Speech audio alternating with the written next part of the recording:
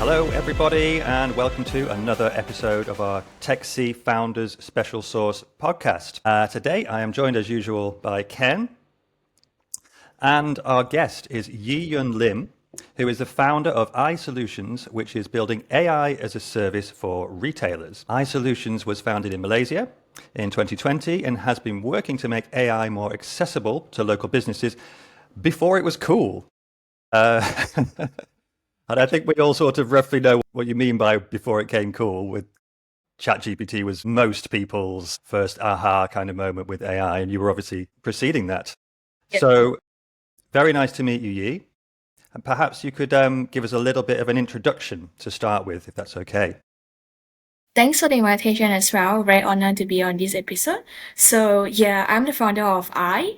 We are based in KL, but we actually cover Southeast Asia. So I is actually a company that provides so-called AI as a service to retailers. Retailers as in the physical retailers, not so much of the e-commerce side. So when we first started, it was a pre-ChatGPT era. It was actually during the pandemic time as well. So if you notice on the news back then, many of the retail chains actually closed down. So their business was actually very severely affected while e-commerce was doing so well. So the biggest difference between e-commerce and physical retail is that one has a platform and data, the other one has zero data. So it was very difficult for them to navigate the consumer trends and also prepare ahead of anything else, right? So of course, pandemic was only one of the factors that actually amplified the issue.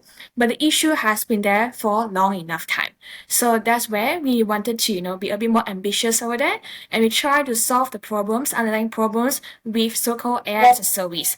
And what is it exactly about? So we initially started with computer vision. So we know that a lot of the retailers today, there's no form of data collections. So they have this thing called the POS system, point of sales, to help them to understand the sales performance, but they don't know who the customer are. They only know the customer from the loyalty programs that they were introducing to customer. But loyalty program versus, the pre-sales, post-sales, and the journey is still unclear. Whereby e-commerce today, one click, they can tell what is Ken favorite, what's Ken interest, whether interest has changed. They also know as well whether or not, this is a time of the month, Ken will spend a lot more compared to the rest of the month, and as well as, the changing towards Ken preference as well. So all these things can be tracked on e-commerce, but it's very, very difficult to check in so-called the physical retail space. So why we call it AI as a service? Because in order to track this thing, we were using computer vision, and then to process it is other form of algorithms as well. So it's a combination of these entire solutions we offer to our clients. So we started with not exactly a product, but more like a project base for most of our retailer clients. The big names are like Cheers in Singapore. They are like a retail chain for convenience store as well. So before I move forward, any other questions here? One question I had.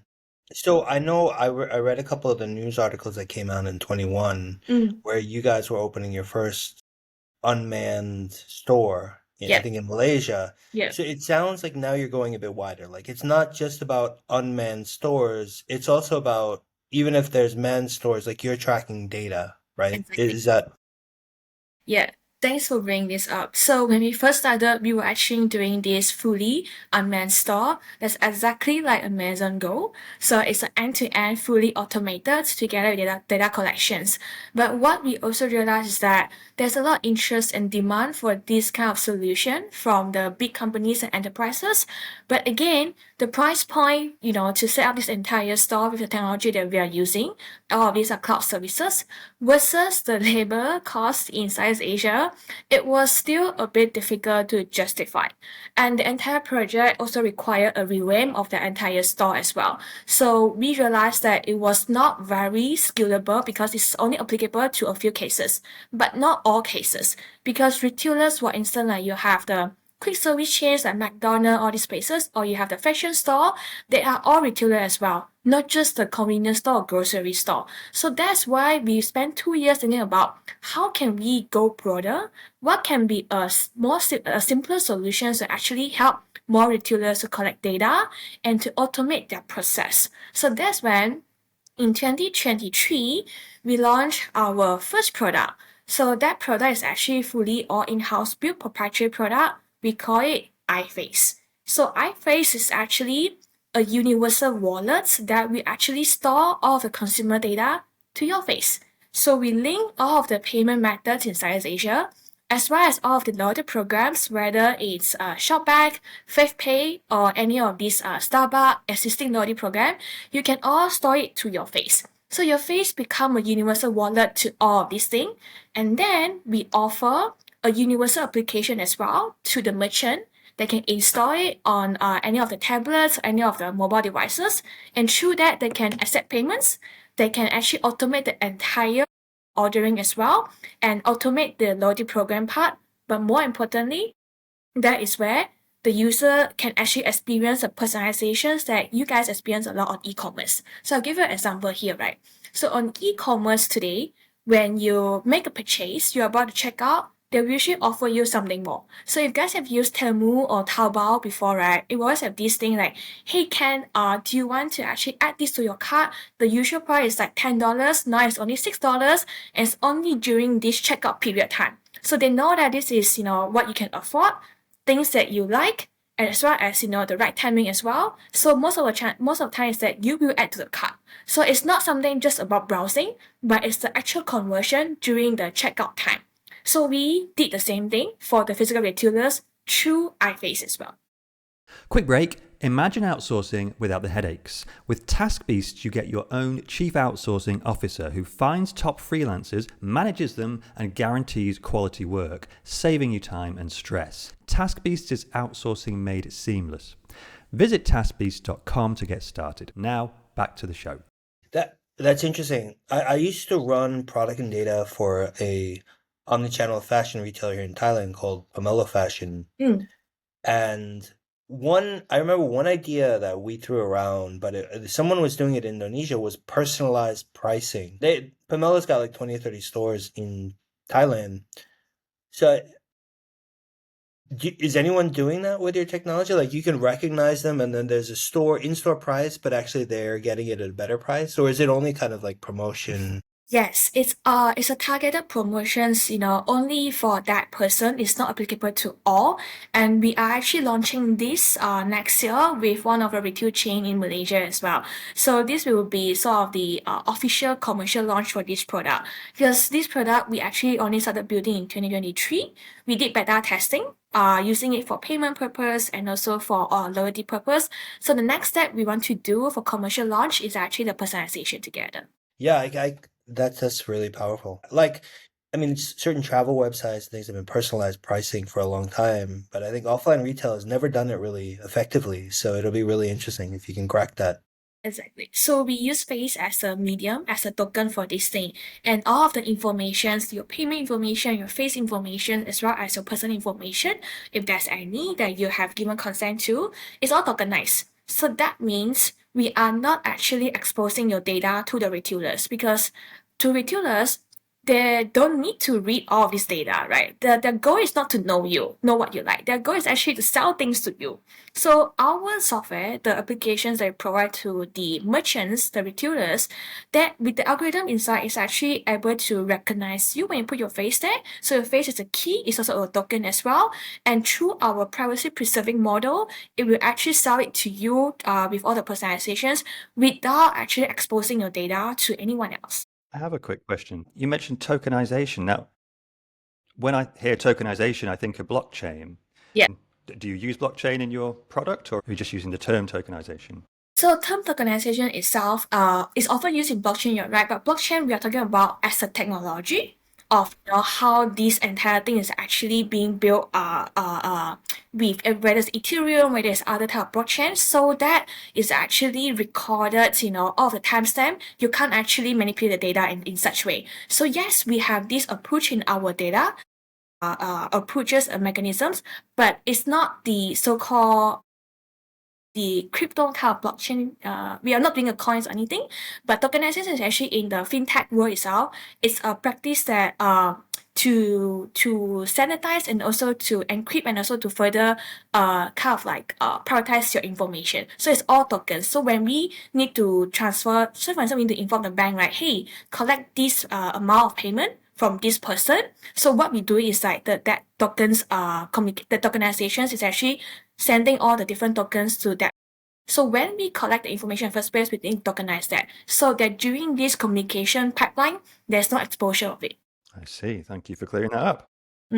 One thing I wanted to ask, because you were talking about not sharing the data. So one thing that we came across was we were online marketing plus we had offline stores. Online paid marketing was often in Bangkok like $35 or $40. This is a few years ago. It was $35, $40 CAC.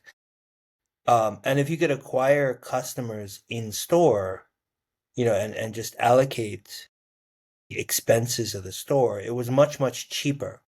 So as a store, like, you would love to be able to get the email and the details of a customer that walks in, but you're saying you don't share that because if I'm if I was an offline retailer and I had an omni-channel kind of approach, I would love if you tell me that everyone walks in, you recognize their face, you give me their email, but you can't do that. So there are two layers of the data itself, right? Imagine you are the retailer itself, right? So what do you do with this email blast out, with this phone number, right? So assuming you have this phone number and email, usually the approach last time is that you get your marketing team to actually manually send things across to these different customer types, right? So you can have a bit of filter in terms of like customer group. You do it manually first, or do some software to categorize them, and then you still need to blast out to them manually. So what we are doing here is that the model itself is actually helping you to decide. You give us KPI, right? Hey, I have this promotion going on and I want to do the outreach for this thing, and then I want to actually, target this area. So that is where the model is doing it for you, automate in such way. Of course, that is our pro subscription versions whereby, you have this entire automation too. So the outcome is still the same because ultimately you want to engage a customer so they can come back to you and spend more with you, right? So we are doing that in a more automated way. So you're saying that you have this ability to do this outreach because customers are going to download your app and then you're going to target them on your app. I need to clarify this thing. As a user, there's no app required. It's like a web portal like PayPal type. You go to PayPal, open an account, you link all your cards to that account, right? So same for iFace, you go to this portal link and then you register with your face one time. You can link all payment methods there. So during this journey is where we collect your phone number as well. Okay, so if I'm an offline retailer and you're pitching me and you say, okay, you're going to bring me more customers, or I can somehow blast and get more customers. Like, how do you actually do that? That's really interesting. So on our dashboard, we a bit of reverse engineer here that instead of you selecting and doing it manually, we are telling you that you key in with a prompt of the KPI, and the KPI in terms of the area you want to reach, the target group you want to reach, the marketing budget that you have, as well as a bit of the key measures of content, and then we will actually select the right people and then send it to them. Okay, so you have people in that area that have registered with you, and then the offline retailer gives you some campaign. And when you say you send it to them, you send it by email, or like, how do you send it to them? Phone number, because our registration only asks for phone number. We don't ask for your name, we only ask for phone number. Okay, so SMS you're sending. WhatsApp or SMS. Yeah. WhatsApp. Oh, okay. But we try to actually increase the ticket size when you are in the store itself. So now you are in the store already, right? But we want you to come back more.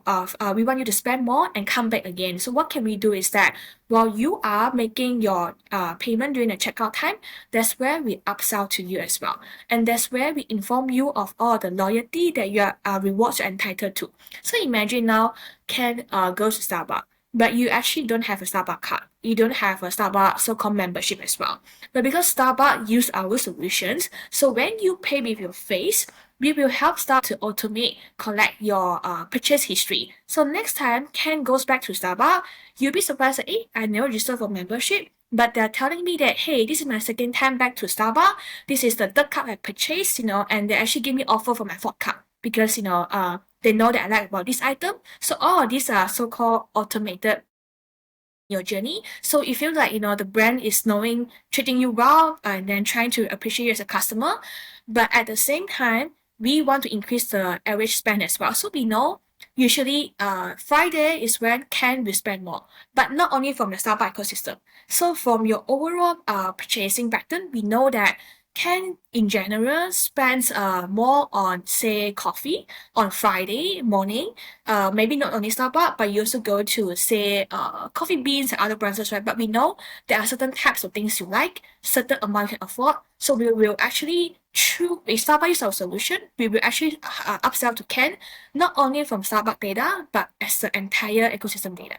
2 questions. One is, when Ken goes to Starbucks the first time, how is it triggered that I register for your solution? Like So yeah. when you put your face at these little tablets or the mobile devices that have installed our solution, so we will actually recognize you. If, say, you never registered a profile before, it will pop up a QR code. You use your mobile devices to scan, and then it comes with a link to register. Registration is only 40 seconds. But if you actually have used iFace at Coffee Bean last time, you go to Starbucks, you just proceed the same. You don't have to redo registration. Okay. If you found the code, say for instance, when we onboard merchant, they will always do like a social media post on their social media channel. So they will be saying like, hey, iFace available at Starbucks in Bangkok, and then this is the link register. Anyone can do it at home before they go to any places. And if you found this thing at Starbucks, you have done registration, but you go to Coffee Bean, it's fine. Coffee Bean will still recognize you as long as they're all using iFace. Okay. And that first, say I haven't registered anywhere else, I'm in Starbucks. Like, what's my motivation to put my face to that screen? Is there some promotion or? Yeah. So to break the first time so-called inertia for people to use, right, there is always a first time promotion. Okay. So in Starbucks, I'll see, hey, if I register, I'll get like $1 off my coffee or something. Yeah. So but at the same time, you can actually use a lot of the perks across not just Starbucks, but any store they are using iFace. And you know as well, if you choose to pay with iFace, everywhere you go to, you don't have to show the loyalty program or Starbucks apps or any other things. Everything is automated. As long as you pay your face, you are earning all of the perks that you can. Okay. So I see your brand at the point of sale, and then I ask, hey, I'm registered. I want to pay with this. And then I get scanned, and then the money, like you have my bank or something integrated to your solution, so it comes right out. Or do I have to put a balance on your account? No balance at all. So today you can tag your face to MasterCard, Visa card, e-wallet like Charge and Go, True Money, Gcash, GrabPay, Shopee Pay, most of the Union Pay as well, which is the card, JCB, all of these, Apple Pay, Google Pay can link. You can link multiple to your face. So once you link multiple to your face, right, one or multiple up to you. But when you are at the so-called payment checkout time, it will prompt you these are the method you are using, the primary one, the default one, or you want to change it up to you. Okay. One other thing that just came to mind, like your solution sounds a bit similar to what Apple Pay's vision is, no? Like I've used Apple Pay in Russia, which is a big Apple Pay market, and it seemed like it was going in that way, but tell me if I'm wrong. You are right in terms of from the payment part. Google, Apple trying to do that. They are doing that in fact to stack all the payment methods into so-called one ID, right? Because that is where all of your so-called patterns will tell your data will tell about your entire social habits and everything. That's what they want.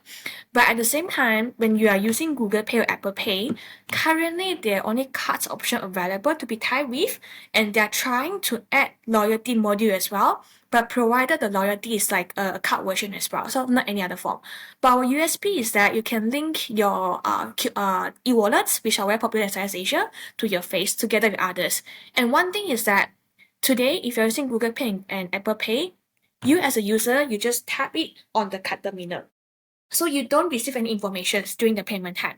It just purely for payment purpose only. So there's no application at the merchant side. And they're still using the so-called physical card terminal.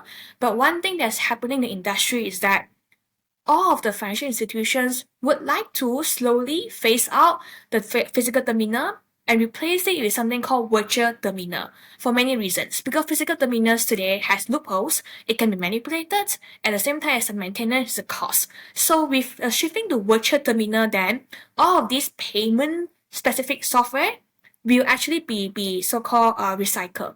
And then you have the new form of virtual terminal. What is that? It has to be a software. And how is a software performing? There's what we come in as we provide both sides. When we are providing the universal wallet, we are also providing the universal payment application as a virtual terminal. Gotcha. Okay, sounds exciting.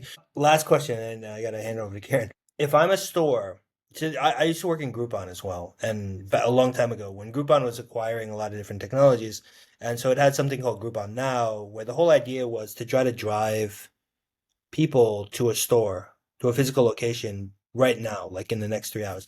And it sounds like you're trying to do something different. Like you have two big things. Like you help upsell if I'm in the store and I'm checking out. But the other one, it sounds like, is you're trying to send some WhatsApp messages to customers to drive them to store, which sounds a lot like Groupon Now. Like, are you getting any traction on that? Because that sounds very challenging. Honestly, that is more of like features that the retailers or clients want to have, but it's not something that we think is that efficient. So what we think is efficient is that imagine now you are at a grocery store, right? How am I going to upsell to you? Because you have actually purchased all the items, you bring it to the self-checkout kiosk, you have all the items with you already. All you need to do is just make payment only. So how can I upsell you to increase the ticket size?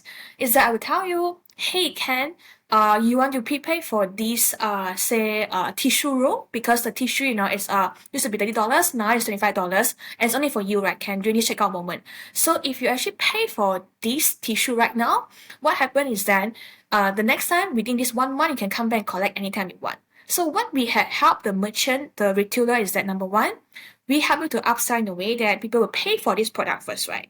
But at the same time, you know that this is a product that can be used every month, right? So you have to top up every month. I'll just pay in at once because it's cheaper. But I will definitely come back to the store to redeem it, whether it's after this purchase or in the next 1 month time. So instead of like there's a chances of you buying this thing that you need at some other places, but there's a reason for you to come back because you're actually prepared for that.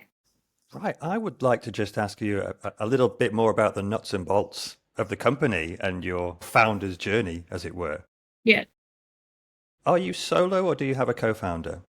I started it by myself in the past 3 years, but this year itself, we have a new co-founder who is my COO. He used to be the CCO of one of the largest loyalty platform in Malaysia called Bonuslink. And before that, he was also working for a telco company, listed company as a retail analytics head. Right. So how long were you without the co-founder? How long were you solo for? 3 years plus, close to 4 Right. That's almost the entire journey because my co-founder just joined not long ago. Got it. And so are you technical? Are you building things yourself or are you getting other people to help? Technical team. I have my team of engineers on software, on payment, on security, and also on the AI part. But I started it myself without knowing anything about tech. But of course, I read about tech, I read research paper, news and everything. I talk to engineers every time. So right now, I can say that I am, I can understand the tech language, I can code, but it's not my day job. So how did you get your MVP together in that case? It's really by talking to the people in the industry. So when I talk to people in the industry, I don't talk to just the business side of people. I talk to the IT team as well. I talk to their solution architect as well, so that I know, what kind of verticals and what kind of tools I need in order to form this team together.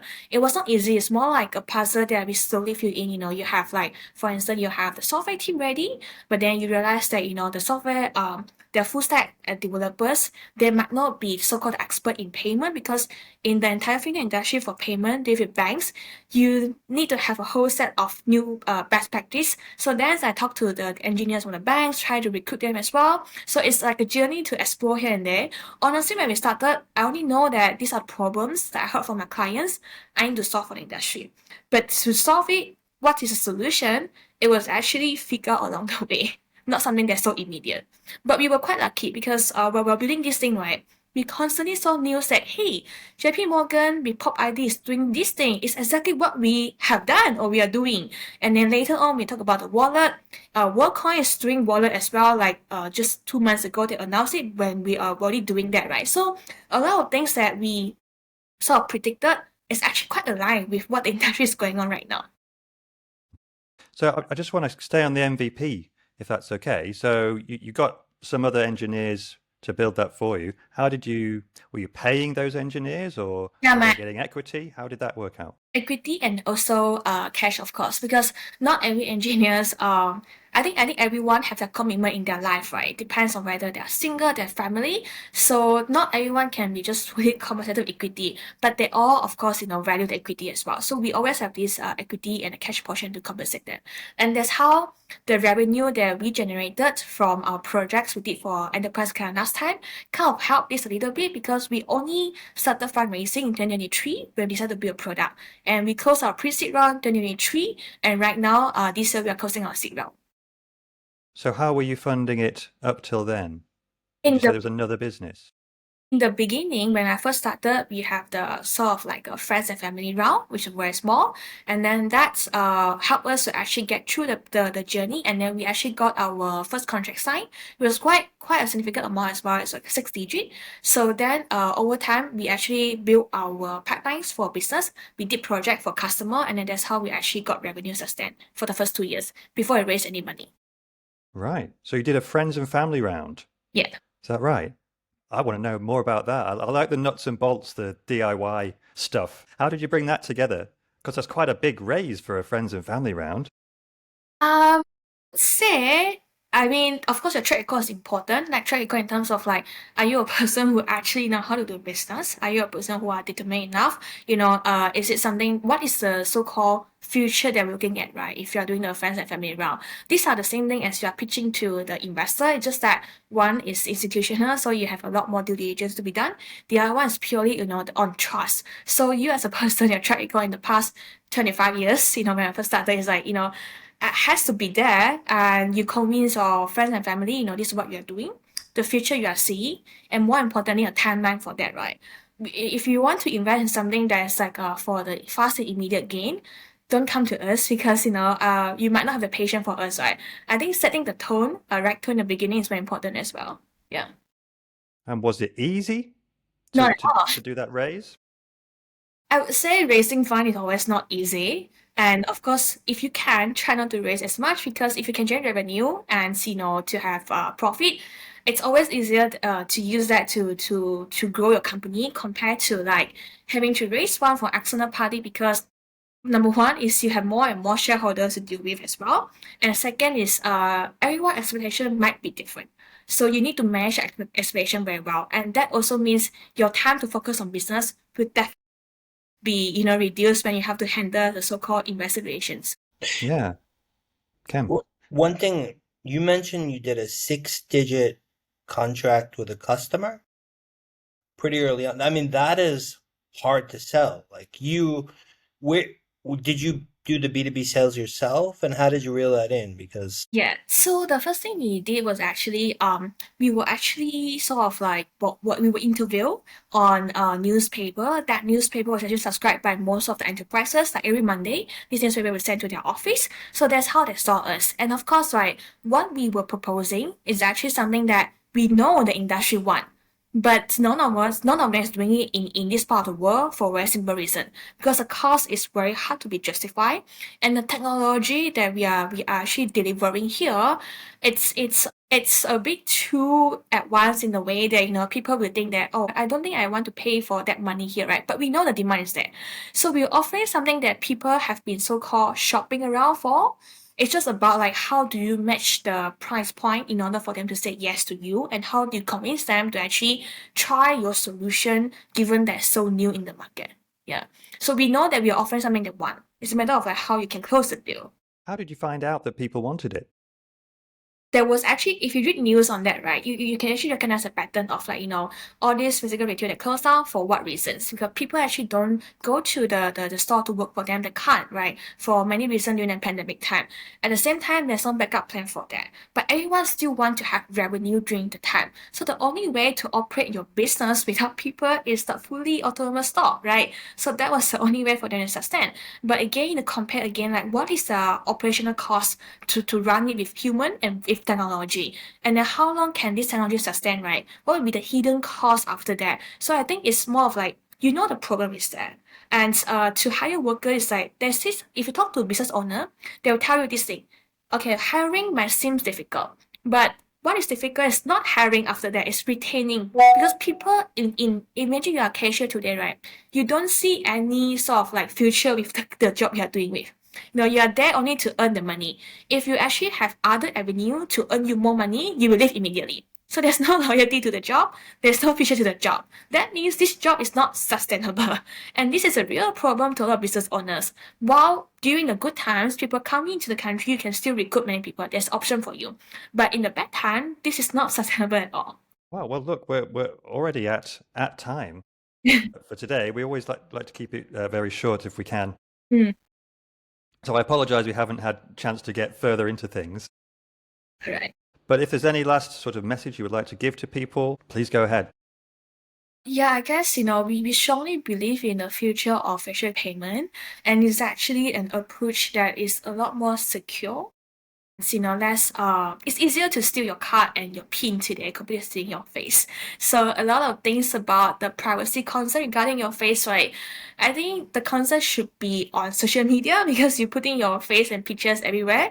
You don't know that who is actually using that, right? Compared to using your face as a PIN, as authentications, that's you know exactly what you're handling, right? So it's again this is a bit of the misconception in this part of the world. People think about that. But regardless, we know that from an industry point of view, financial industry point of view, we all are moving forward to this trend. So this will definitely be the future. And I just hope that, we are delivering something that to the user and the retailers is meaningful on both sides. Amazing. Well, look, thank you, Yee, for so much for joining us. It's been really interesting, and I can't wait to see your devices in use in Thailand, hopefully one day. Finger crossed. Fingers crossed. Absolutely. Yeah. Thanks again. It's been an absolute pleasure. It's my pleasure as Thank well. you. It's Ken, then Keiran. Very nice talking to you. Thanks a lot. Bye bye now. Bye bye.